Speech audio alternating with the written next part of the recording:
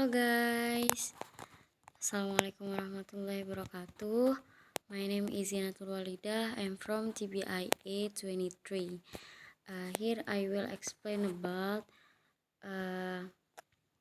active and passive causative.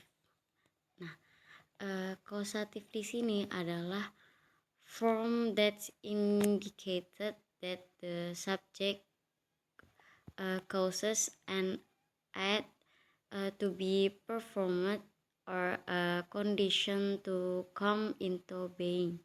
Bisa disimpulkan bahwa causative verb adalah kata kerja yang digunakan untuk menunjukkan bahwa subjek membuat seseorang atau sesuatu melakukan suatu aksi.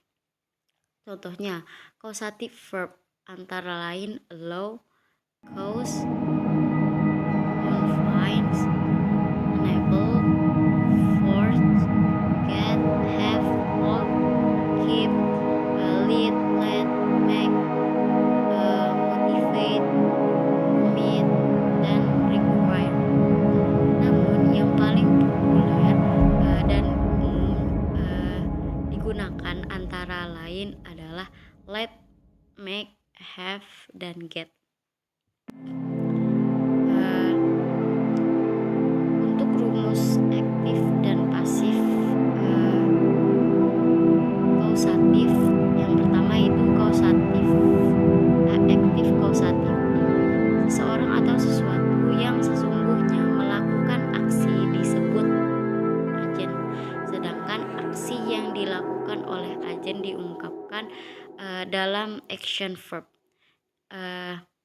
Action verb tersebut bentuknya berinfinitif atau bentuk dasar kata kerja, atau infinitif atau to verb, tergantung kata kerja yang digunakan.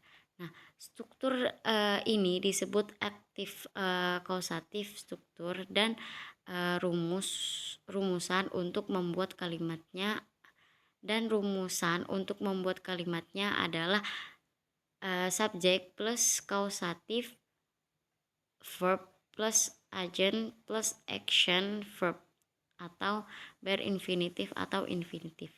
Nah, adapun kausatif verb yang diikuti berinfinitif antara lain yaitu have, let, dan make. Sedangkan kausatif verb yang diikuti infinitif terdiri dari allow, cause, confines, enable, force, lead, get, motivate, permit, dan require. Nah, untuk contoh kalimatnya itu my mom lets me borrow her car.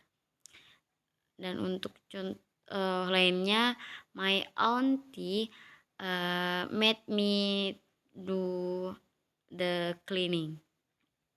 Nah, sedangkan ada juga untuk kalimat pasif kausatif, yaitu ada juga kebalikan dari aktif kausatif, yaitu pasif kausatif. Dalam pasif kausatif, agen tidak disebutkan dalam kalimat, namun bisa juga ditambahkan by jika tetap ingin menyebutkan subjek. Nah, dalam struktur kalimat pasif kita harus menggunakan action verb dalam past participle, yaitu verb 3 yang disebut pasif causative structure. Nah, rumusannya adalah subjek plus causative verb plus object plus action verb atau verb 3 atau past participle. Nah, adapun causative verb yang diikuti past participle adalah get dan have. Contoh kalimatnya seperti I have my bike repaired. Untuk contoh lainnya ada I hit my haircut. dan yang lainnya lagi itu Maria got the car was it. Seperti was it.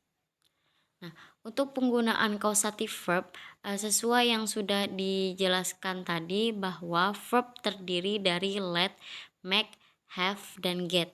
Penggunaan keempat verb ini ternyata berbeda-beda di antara kalimat loh. Apa saja perbedaannya? Itu yang pertama yang let. Let di sini digunakan saat kita mau memberi izin pada seseorang untuk melakukan sesuatu atau membiarkan sesuatu terjadi tanpa berusaha menghentikannya. Nah, rumusnya yang digunakan adalah let plus object atau person plus verb form atau kata kerja dasar. Nah, contoh kalimatnya seperti my father let me choose my future career. Itu. Nah, selanjutnya yaitu make. Make di sini digunakan saat kita ingin memaksa seseorang melakukan sesuatu atau menyebabkan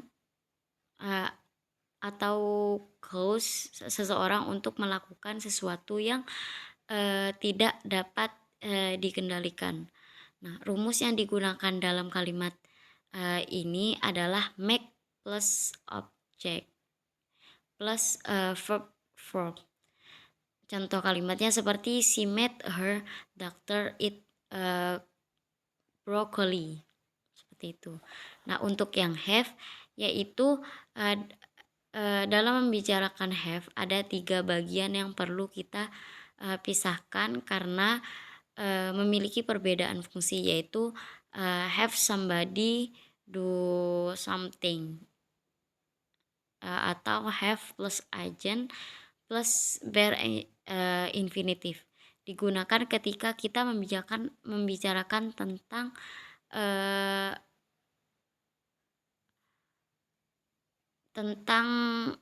kita menyebabkan atau cause, membujuk atau persuade, meminta atau ask, atau mengatur atau arrange seseorang untuk melakukan sesuatu untuk kita.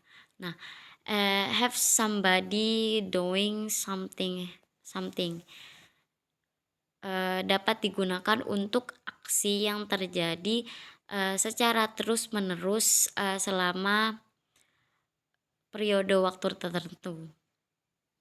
Untuk yang ketiga yaitu have something done, yaitu have plus object plus past participle, digunakan untuk membicarakan tentang seseorang yang melakukan sesuatu yang kita minta dengan menekankan pada proses atau aksi daripada yang melakukannya.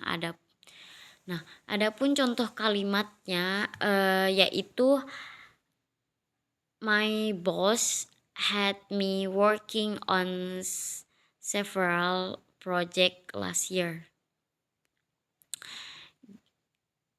Nah, sedangkan get di sini yaitu get digunakan ketika ada seseorang yang membuatnya melakukan sesuatu dengan paksaan.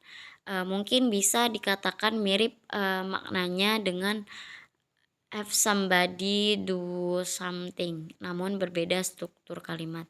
Jika have diikuti bare infinitif, get diikuti oleh sebuah infinitif. Contoh kalimatnya seperti she got here father to buy here new bag. Dan contoh lainnya I got my cat to stop biting. Nah, itu saja penjelasan dari saya tentang active and passive causative. Mohon maaf apabila ada kesalahan. Thank you for watching. Wassalamualaikum warahmatullahi wabarakatuh.